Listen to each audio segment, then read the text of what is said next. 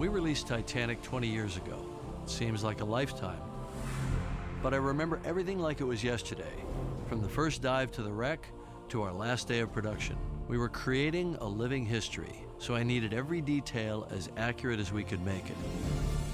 We owed the truth to the hundreds of souls lost that night in 1912. Even now, I feel a responsibility to the living and the dead. Did we get it right? After decades of exploration and scientific analysis, we know a lot more than we did when we made the film. So I've gathered a team of experts, Park Stevenson, Ken Marshall, and Don Lynch, to reopen the case file on Titanic and look at what we've discovered over the last 20 years. We'll investigate whether more lifeboats on board could have saved more lives. I think I probably would cut faster if my life depended on it. Hear the surprising story of how the long-lost ship was found. Did you get spooked? It was spooky. And learn how the film affected the families of some of Titanic's famous passengers. Molly Brown sounded like a real pistol. I would have loved to have met her. She was larger than life. We'll step back in time to see how our sets match up against what we found at the wreck site, and we'll mount tests that may answer questions about the sinking that have bothered me for almost 2 decades. Yes! We'll see where we were right and where we got it wrong.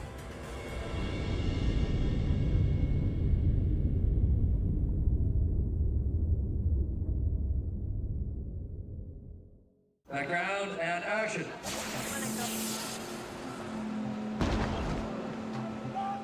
When we made Titanic, we tried to do a film that was as if we had gone back in a time machine to that night. We tried to be as accurate as it was humanly possible to be. You could walk out of Rose's cabin, down the corridor, down the grand staircase, through the reception room and into the dining room. It was every photograph I had ever seen. It was perfect. And action. That feeling that you had, no longer was Titanic just a story in a book or a picture. You were there. James not only made this movie, he embraced the subject. And the success of the movie made it possible to deploy new technologies to explore the wreck in ways that had never been done before. Who would have thought that stuff would still be there? It's a dream come true for me. To me, it just opened the door to so many mysteries and unanswered questions. And then that snowballed into a real lasting interest in the forensic work, the kind of marine archaeology of the wreck site, and a lasting interest in the history of Titanic and the impact that it had on society. The wreck is the last surviving witness to the disaster. It still has stories to tell for anybody willing to pay attention and listen to what the wreck has to tell us. Are you ready to go back to Titanic? On April 14th, 1912, at 11:40 p.m., the RMS Titanic struck an iceberg during its maiden voyage from Southampton, England, to New York City. 2 hours and 40 minutes later, it sank to the bottom of the Atlantic Ocean. Of the more than 2,200 passengers and crew on board, just over 700 survived that night. The wreck remained lost at sea until 1985, when oceanographer Robert Ballard discovered it while on a secret mission for the U.S. Navy. His expedition changed the way we explore the deep, and it changed my life. Bob and I recently met at the Ronald Reagan Presidential Library to take a look at their exhibit on Titanic. This is the story I could never tell. Bob Ballard is one of the nation's top oceanographers, but of course what he's best known for is discovering the Titanic. And that's an amazing story because it turns out that that was just a cover story for a mission that he was doing for the U.S. Navy at the time. In the 1960s, the U.S. Navy lost 2 nuclear submarines, the Thresher and the Scorpion, under mysterious circumstances. In the 1980s, Dr. Robert Ballard was brought in to explore the wreck sites and find out if the Soviet Union had gotten there first.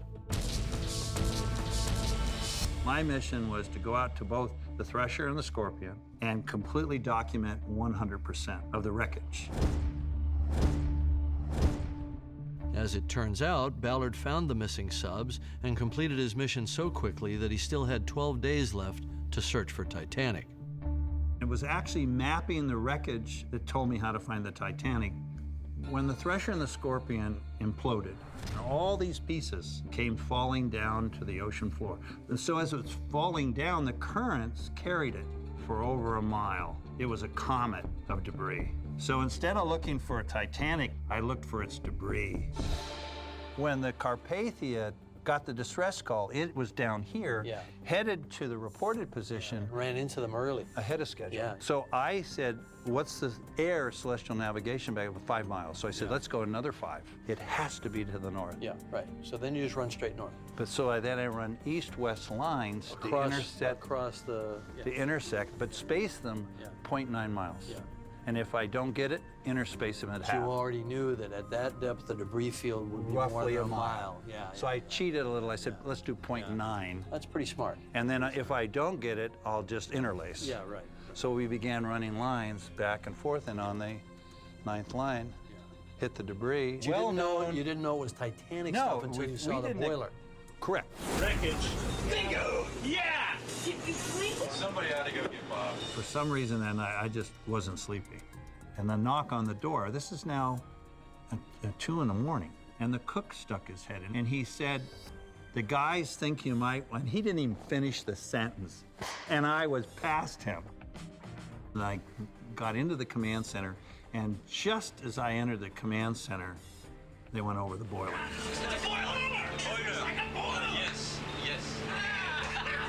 I knew it wasn't any wreck, it was the Titanic. And it was like scoring the winning goal at the buzzer. So our reaction was jubilant, jumping up and down, celebrating. And then someone said, she sinks in 20 minutes. And that innocent comment was devastating, because what were we doing celebrating anything? We were embarrassed that we were dancing on someone's grave. So I just said, stop the ship, I'm going outside. We went out on the fantail and we had a private memorial, and that was it. Everybody that dives Titanic has their own story of seeing it for the first time.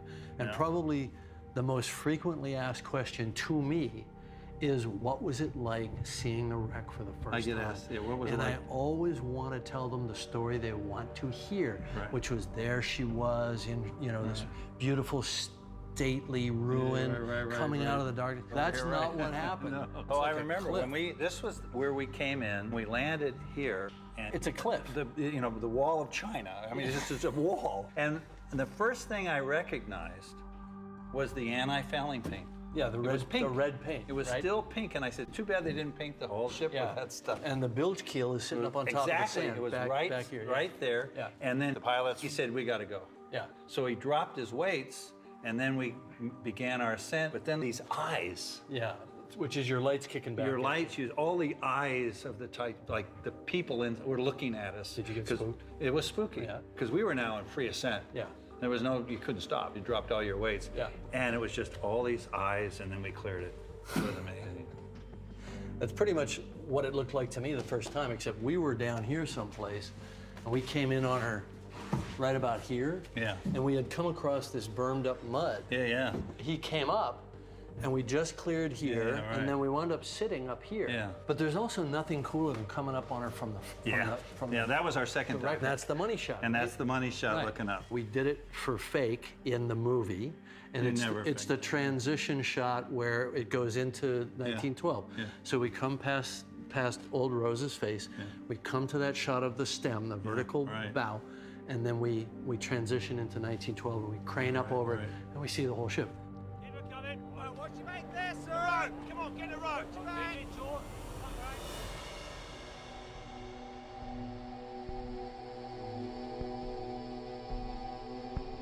You won't find bodies at Titanic.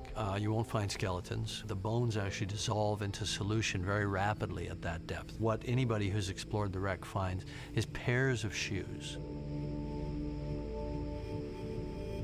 It takes years for a skeleton to vanish, but the shoes, treated with tannic acid, they won't eat them. So all around the Titanic are the shoes.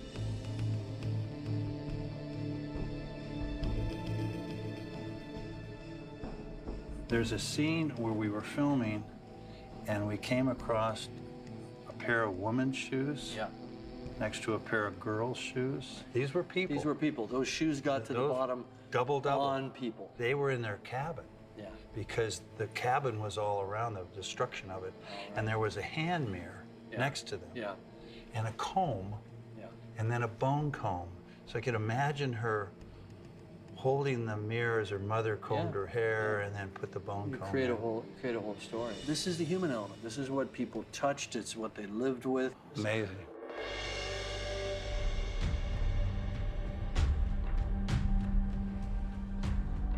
It's pretty daunting when you see all the names all at once. Exactly. I mean, how many people? In this 1,496 people. You know, imagine all of these people out there in the ocean. This is the crowd that was floating at sea.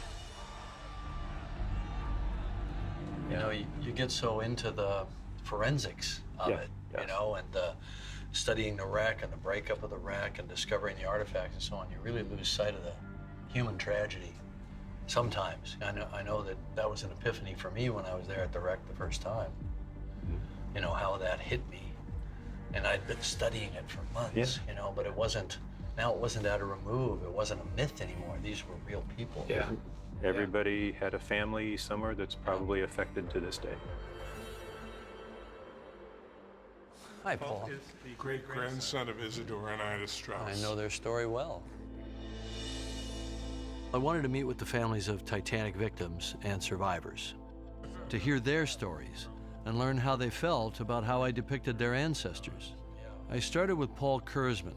His great-grandfather, Isidore Strauss, was a self-made millionaire and a former congressman. He and his wife, Ida, chose to die together on the Titanic. The story, as you know so well, is that she got into a lifeboat, women and children did, and expected her husband, Isidore, to follow. To come in, yeah. And he said, I will not enter a lifeboat until I see that all the women and children on board are in lifeboats. And she said, No!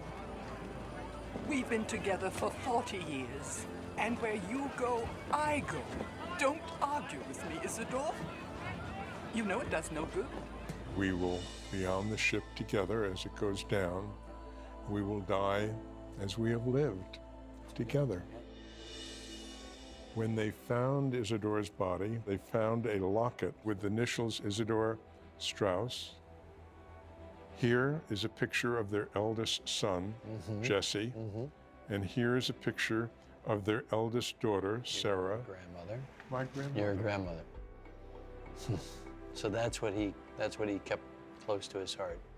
And this is the most precious item in my life. Right. That's powerful. It's powerful. When the end of the film came, I didn't want to move. I didn't want to leave the theater. Well, thanks.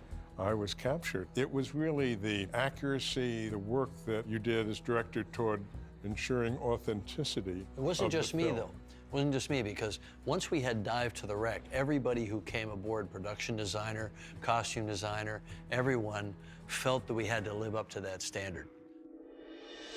20 years ago, we tried to bring Titanic to life without compromise. We did the best we could with the information we had. But since then, I've made 33 dives to the wreck site, and I've discovered surprising new things about the ship, and solved mysteries that have puzzled explorers for decades.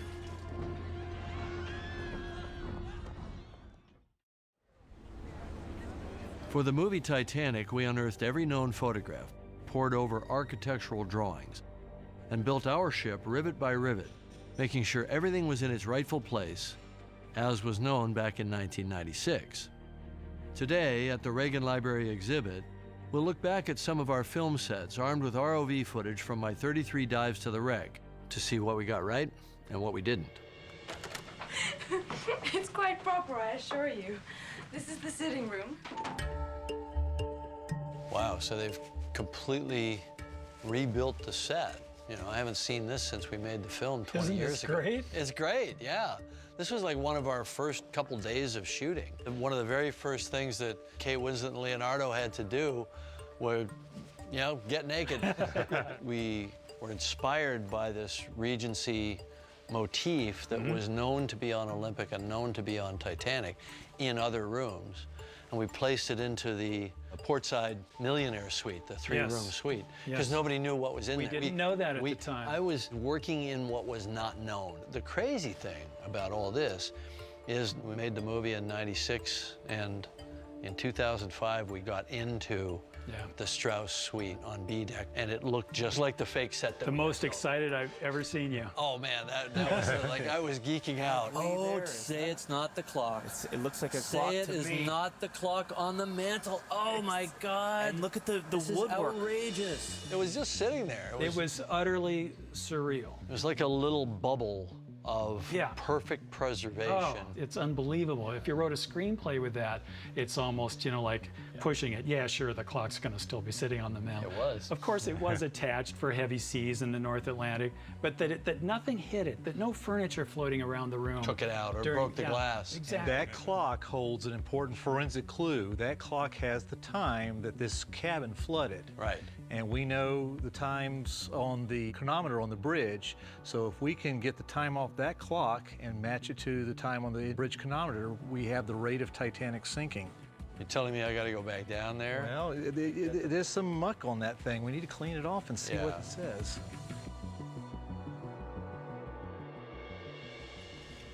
CQD? Sir?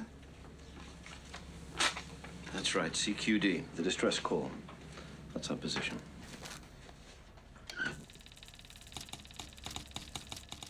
When we shot the film in '96, this was based on the best information we had. Right. There was one kind of funky double exposed picture of Titanic. And it showed kind of this area, as I recall. And this is not in the photo. You didn't see any of that. We assumed it was there. Because the Olympic photos showed it. Yeah, so this was actually a pretty good reproduction of Olympic, and it turned out to be completely wrong for Titanic once we got in there with the ROV.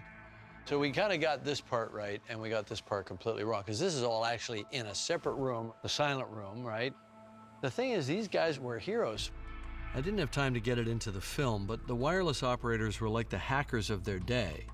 The actions taken by operators Bride and Phillips saved hundreds of lives. They lost power on the set the day before the disaster. The Marconi maintenance manual says in this situation, you leave it alone, wait for a Marconi engineer ashore to fix it, and you're going to operate off this emergency coil here. Yeah, so which is battery powered. Yeah, which had Zippo for range. About 60, 70 miles theoretical range, which Carpathia was a little bit outside that range when she started to pick up Titanic's distress calls. Right, and go in the other direction. So if they hadn't rebuilt the set, they wouldn't have been able to talk to Carpathia. Probably not. Carpathia saved over 700 people.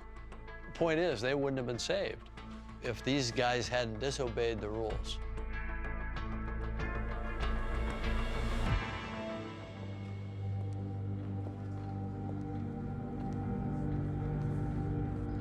So you want to go to a real party? So this is the grand staircase, which we built it from the plans, the way they actually built the staircase. So the staircase has got a steel footing. Then when we sank the ship, it lifted. Wood is buoyant. It ripped off that footing and it all floated up. And it actually pinned 2 stunt players. Fortunately, they weren't hurt, but it was a pretty scary moment. When the wreck was first found, there was no staircase. And the assumption was made that the little wood-boring mollusks had eaten the whole thing.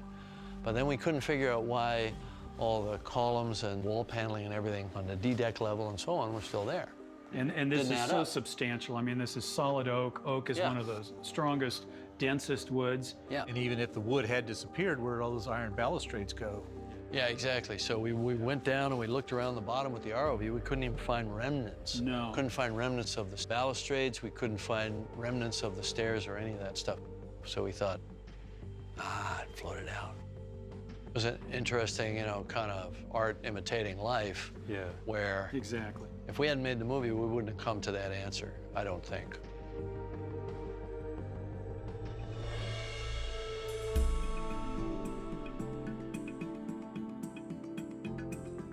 Wandering through the Titanic exhibit, it's hard not to feel haunted by the relics of the past. A deck chair, a gold pocket watch, a traveling coat. You feel the lost souls standing there beside you, And I felt that way making the movie as well. This is Jim Cameron. This is pleasure to meet you. Her grandparents were John Jacob Astor and Madeline Sure, Astor. of course, yeah. In the case of John Jacob Astor and Madeline, I mean, here was the richest man on the Titanic with his brand new wife and starting a new family and everything. Jackie had a strong personality, and I saw kind of a through line in that spark of life that I imagine J.J. Astor had. Thank you for joining us here. Your father, I believe, was in Madeline Astor's abdomen at that point. She was 5 months pregnant. His little wifey there, Madeline, is my age and in a delicate condition. See how she's trying to hide it? He seemed like a really interesting man. He's an absolutely fascinating man. He was more praised for dying as a hero rather than the life that he actually led, which was quite amazing. He had a curious mind. We shot a couple scenes around their story that got cut out of the movie. I was fascinated by the moment where he was cutting open the life preserver and seeing the cork and figuring out how the life preserver worked. But this is what Madeline wore. It looks tiny. Yeah, well, this life jacket kept her warm and maybe kept her alive. My father went to Halifax and he was offered that, and he said he just couldn't even talk about it. Couldn't even think about it. Too traumatic. They changed his life, and I think his mother was totally traumatized. Yeah. Do you, by any chance, know how my grandfather died? And if the lifeboat number 4 that my grandmother was in was close enough to have seen it? I don't think they would have seen it. Because he died with the funnel collapsing. It's thought because of the soot on his body. Your vision of the faces in the water gave just the most amazing, chilling feeling. I think one of my realizations after the film was released is that, you know, this isn't ancient history. This isn't 200 years ago. In trying to sell viscerally how traumatic it must have been for the survivors, including going back into that field of bodies, trying to find somebody still alive, you know, I probably wasn't as sensitive to how that might have felt to people whose families had been traumatized by the event. I'd never thought about it before. Yeah. And I saw it, and it really hit me. The film Titanic depicted what we believed was an accurate portrayal of the ship's last hours. We showed it sinking bow first, lifting the stern high in the air before its massive weight broke the vessel in two. Over the past 20 years, I've been trying to figure out if we got that right. I've dived to the wreck dozens of times, and I brought in naval engineers to analyze all the complex variables at work. Now, I want to take it to the next level, doing an actual real-world physical test of the sinking that incorporates the new information we've gathered. Will it sink the way we portrayed it? I don't know. Our mission is to mirror the physics at work as best we can and see what happens. There's a gazillion theories floating around. There always have been. We want to come up with a credible theory. The whole purpose of this investigation is to understand, does this hang on or does it go away? I've been talking about the bow swinging down and breaking off for 20 years, but I never had any proof. It's just outside of science at this point. And I thought, well, we'll just build a model and break it. I have no way of saying that that is in fact what happened, but I'd like to be able to rule it in as a possibility. Because then I don't have to remake the frickin' film. We're going to be doing practical rigging with pyrotechnics and sinking it in a tank. I immediately thought of Gene Warren.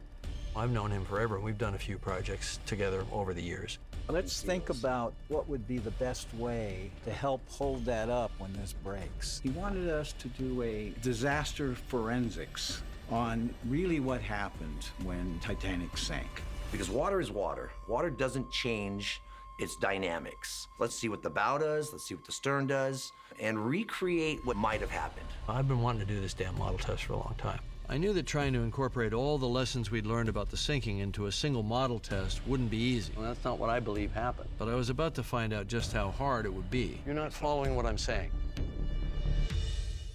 Iceberg, right ahead!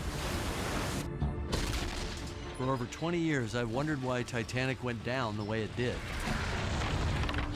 Movie, it breaks, and the stern falls back with a big wave, and then the bow pulls it down, and its stern stands up straight, and then the bow breaks off, sinks straight down, and that stern's sitting there, and it slowly goes down. It's a dramatic image, and as accurate as I could make it at the time. But I've never stopped trying to find out exactly what happened.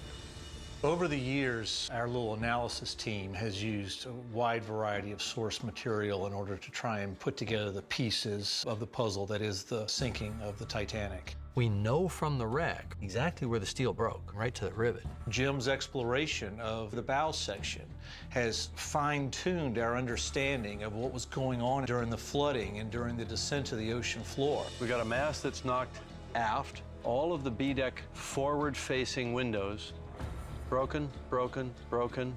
To me, that all adds up to a very strong longitudinal flow over the ship. We see a consistent pattern of the effects of an almost hurricane-like flow of water from the front of the ship toward the back of the ship. That can only be explained by the ship sinking vertically straight down. Big piece of the keel, 70 feet long, 2 big frames of the double bottom were found way out in the debris field. They had been ripped off the ship by what? Well, they'd been ripped off by the bow, separating. Bit by bit, putting all these little data points together, we're essentially able to reverse engineer major key frames of the sinking. We engaged the United States Navy to build 2 computer simulation models of Titanic. One showed us how the water progressed through the ship as it sank. The other measures the stresses in a hull. And what it told us was Titanic didn't need to rise 90 degrees out of the water. The model calculated approximately 23 degrees before the peak stresses were realized in the structure and she broke. But for a ship the size of Titanic to sink, there's an unlimited number of variables going on during the sinking. The computer simulation would bear some of that out, but too many variables to nail down exactly what would happen. So we got to try a different dimension, and that's where the physical model comes in. Hydrodynamically, it's got to be pretty close to what the ship was, I think. It's a one-off model. It's not 100% accurate in some of its fine details, but it was accurate in terms of the overall shape, which is all we really need for a hydrodynamic study. The biggest part was having this model float and then sink like we learned from all of our research gathering. It's a known length, right? 70 feet. Yes. 70 feet from the break point here. We knew that the model was going to have to break, so we had to put in a mechanism that would allow it to break at the point where our computer simulation had indicated. And so this is the hinge piece down here? The hinge is right here. No, that's not what I'm calling the hinge piece. The hinge isn't here. The hinge is here. Jim, he'd given us some direction. We kind of got it half right, but he wanted the hinge in a different place. It's what I call the banana theory, which is as the ship broke, that keel, the strongest part of the ship, held on. This falls back, and that's there, and then it rips away. That's and there's your hinge piece. And as it ripped away, it formed almost like a third piece. The keel, it goes like that. No, it doesn't take off yet, necessarily. That's what we want to understand. Right. It's a kind of a proof of concept. We can never prove what actually happened. We can only prove what might have happened. The hydrodynamic forces on this were enough to snap the mast aft, blow the wheelhouse off. Jim came in and looked at it, and what he did not see is the water flow that accounts for a lot of the damage that we've seen at the wreck. So he's directed some changes so that we can truly remove any latent buoyancy left in the bow. We didn't have all the interior walls and everything that would have slowed down the rate of flooding. So we used a combination of sponges and foam. Foam to provide buoyancy, sponges to provide a delaying factor in how quickly a space will fill up with water once flooding. It's all very catastrophic right in here and very fast, which is the equivalent of this, wicking the water in rapidly. Each successive run was basically a fine-tuning of the model to where we would see it perform the way that we knew it had to. Haven't we sunk this damn ship yet? Believe it or not, we're doing the banana peel. Okay, well, let's see what we got. That thing's buoyant, so that's no good. It needs to be negative. Then we came up with another problem. When the ship breaks, it loses buoyancy. Our buoyancy was foam. We couldn't just make it disappear when it broke, so we had to come up with a method to have the foam work its own way out of the hull to simulate the loss of buoyancy after the break. If they tried to adjust flotation in this so that the break happened where it's always been filmed, it's too high out of the water. Oh, yeah, we definitely got that wrong. At that point, it became a team effort. I would drill up this area, right? Yeah. This should all be packed with sponge up in here. He jumped in with us like we were at Roger Corman days, like he was in his 20s again. So we'll probably have to cut these up, right? There we were, back rigging stuff together and doing tape and soldering and all the things that you do. That wasn't setting the Wayback Machine for 20 years ago on Titanic. That was setting it back to the early 80s for me. You've done this before. A few times. I'm blowing my share of up. Tried to figure out how to do it in a way that we fine-tune the breakup. By changing that timing, we could have the stern fall back more or fall back less, have the bow swing down more or swing down less. When we did our computer simulation, there was a moment where the stresses on the ship exceeded the strength of the material. And that's when it should have broken. And that happened when the ship tilted to 23 degrees. So when we sank the ship at 23 degrees, it seemed to do everything that was observed. We said it broke at 23 degrees, so we were actually breaking at around 25, 26 degrees, according to this crude test. But I mean, I think, you know, it's telling us something. We're homing in on this. And in fact, that was even increased when it broke. The stern kind of popped up a little bit, and you could kind of see the break. And the bow swung down and detached and fell vertically. So we feel pretty comfortable that it was somewhere between maybe 20 and 30 degrees of tilt when it broke. All right, here we go. Let's do it. Let's roll. All right, so drops are clear. And brakes right at the water line. Oh, that's Comes sweet. up a little bit. Sweet. Swings down, pulls the stern more vertical. That's a banana model. Check that out. Touchdown! We did see some scenarios played out almost exactly as it was filmed. The stern going under vertically, giving Jack and Rose their few moments right there at the fantail. As the stern came up and went vertical, it always turned almost 90 degrees. And that's exactly what people saw. Now, people describe it standing up like a tower or like a finger pointing at the sky. And that's exactly what we saw. Yes! Vertical stern! Yes! It's not like we did a battery of 100 runs with a very precision model, but I think it does show what is possible to have happened. I think what we're seeing is there's a range, right? You can get it to where the stern falls back, but then it doesn't go vertical when it goes under. Well, we found out you can have the stern sink vertically, and you can have the stern fall back with a big splash, but you can't have both. So the film is wrong on one point or the other. I tend to think it's wrong on the fallback of the stern because of what we see at the bow of the wreck. There are about 5 or 6 instances of hydrodynamic effects, and there's only one way that can happen. It swung down and it shot off like a bomb, dropping straight down. So I think we can rule in the possibility of a vertical stern sinking, and I think we can rule out the possibility of it both falling back and then going vertical. We were sort of half right in the movie. With each thing that we try, each step that we take, I think we're getting closer and closer to what actually did happen that night. Okay, let's do it again. That was perfect. Let's do it again. I'm constantly fascinated by the engineering, the hardware, the forensics, and I'll get very excited about the ideas, you know. You always have to kind of grab yourself by the scruff of your neck and remind yourself what happened there was a real tragedy that happened to real people, and it still resonates down through time in this very powerful way. And sometimes you forget that in the moment, but I try never to forget it for very long. Our scale model sinking took only seconds. In real life, the passengers and crew had about an hour and a half to escape. More than 2/3 of them didn't make it, which brings up another controversy. Could more people have been saved? Mr. Andrews, forgive me. I did the sum in my head.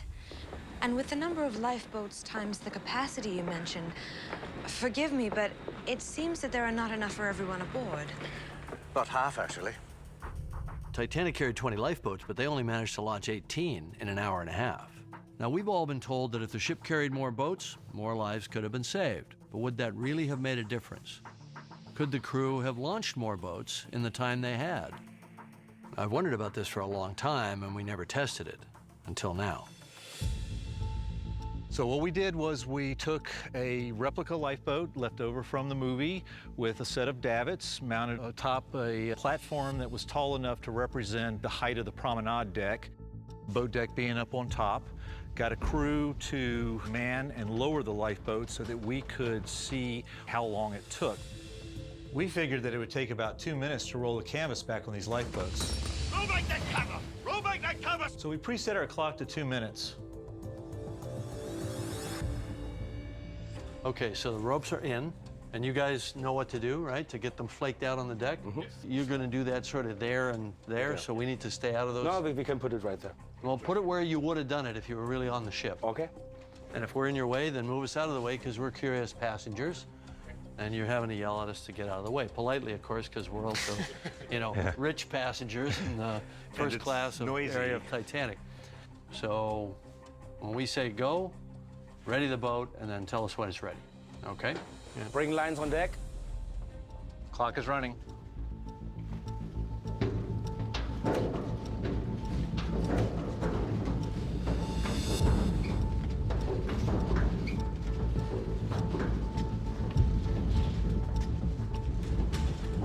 Remove cradle.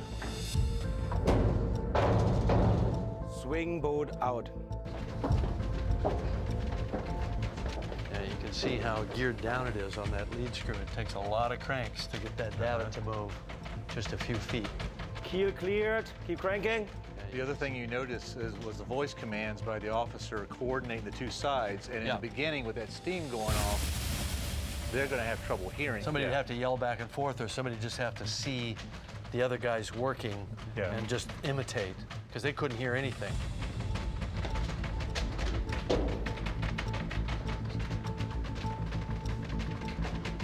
Okay, good.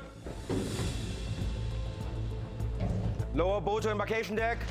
So at what point do they start loading it? So they're going to lower it down to the edge of the boat deck. Because then you just step into it. Right, you want to step into it. You do not want them stepping over if you can avoid it. Hold it. Secure the boat. Okay. All right, stop the clock. 8 minutes and 30 seconds. 8 minutes and 30 seconds. Now we're gonna have to just estimate loading time. The key here is that you don't know how much time you have. You've never practiced this. But just as a baseline, let's get some values for how long it takes to do each part of the operation. Yeah, exactly. So I think you're probably looking at a time that varied. Initially, it was probably slower as people were reticent, and then later, as they got more desperate, it probably sped up. Let's say 10 minutes. Okay. Let's say 10 minutes. Yeah. Okay, that puts us up to 18 and a half minutes. Now let's see how long it takes us to lower one deck level. And clock running. Ready. Okay, lower. You're right, it jerks its way down, and look at the You can see how jerky it is even now, not loaded. It'd be like 3 times that when it was fully loaded. That'd make it a lot harder to lower.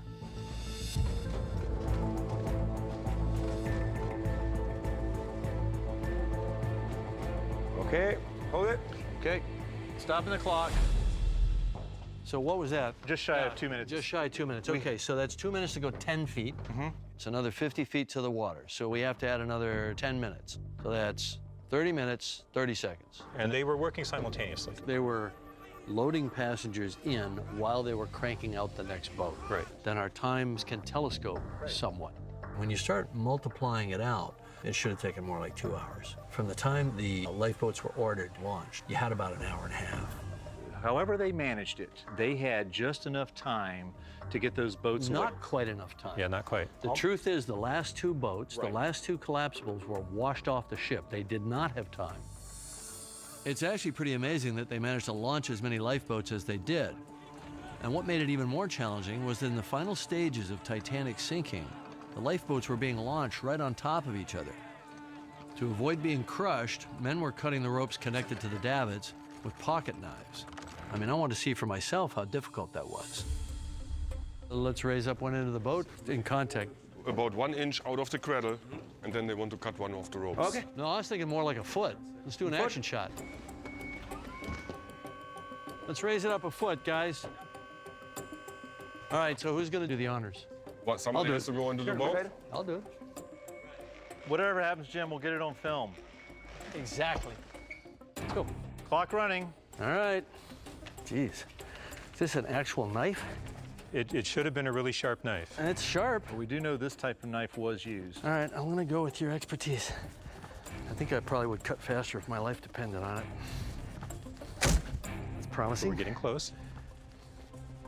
Oh, jeez. You imagine like 50 people screaming? Yeah. Water Well, coming up? There's a boat coming down in your head, don't forget. Yeah, that too. That's gonna get dramatic here in a second. You can hear it. All right, that's promising.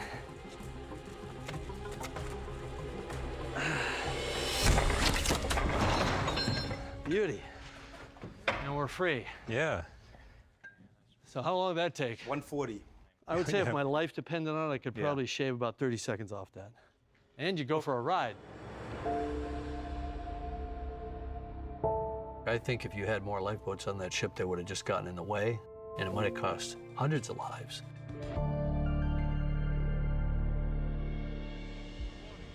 At Cherbourg, a woman came aboard named Margaret Brown, but we all called her Molly. History would call her the unsinkable Molly Brown. Well, I wasn't about to wait all day for you, Sonny. Yes. Here, if you think you can manage. Margaret Brown was one of the most famous survivors of the Titanic. Her warmth and strength after the disaster became part of the legend. Margaret Brown, Molly Brown, as the world knows her, was obviously quite a character.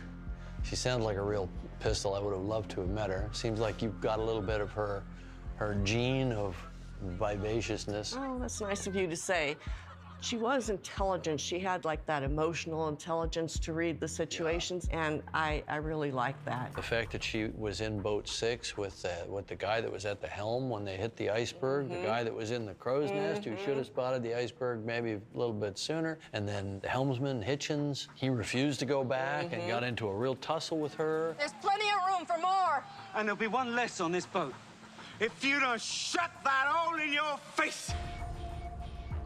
I like to say that my great-grandmother's story starts where your movie left off, because later in the night, she actually took over that boat. Right. Actually using the same threat that Hitchens had used on her, that if you interfere with us doing what I think we need to do right now, I'm gonna throw you overboard. You don't understand.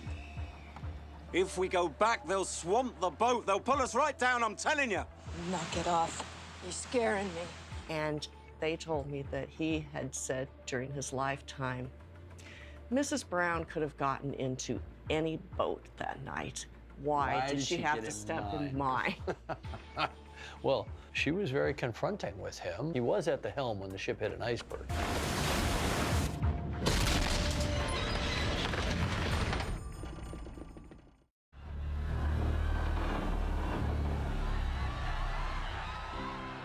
So now I've learned a little bit more about my ancestor, but is there anything that you would really like to have changed now that this much time has gone by, or based on reaction from the movie, or? Well, you know, it's interesting. I think that meeting people such as yourselves who are connected, whose families are connected to the event, really made me appreciate something that I don't think I quite realized when I was making the film. Yes, I knew it was history, but I wasn't as sensitive to the families, I don't think, the descendants, and how that story meant so much to them.